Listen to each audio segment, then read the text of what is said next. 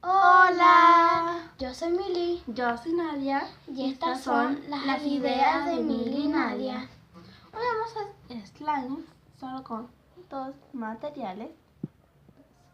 Es plasticola transparente, puede ser también blanca. Y témpera blanca, gris, perdón,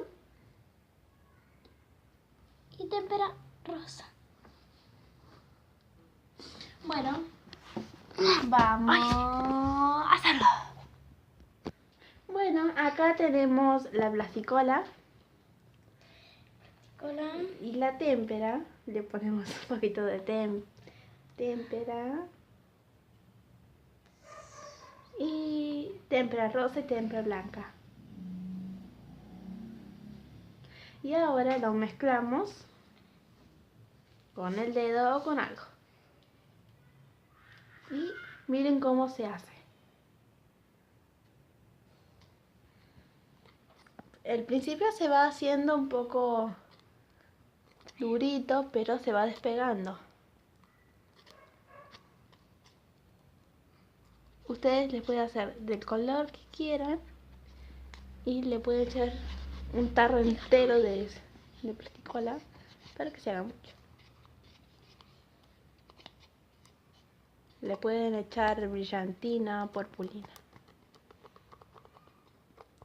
Y listo. Ya se hizo el slime. Se hizo el slime. Es como... Bueno, así quedó el slime. El slime. Van a ver que se le pegotea todo, pero después... Lo van Ven, moviendo. miren, ahí tengo, pero miren. Después hago así, ¿ves? Y ya no me queda más. Bueno, no olviden suscribirse y poner la manita arriba como me gusta. Y compartan. Compartan en YouTube, en Facebook, Comenten. con sus amigos. Y suscríbanse.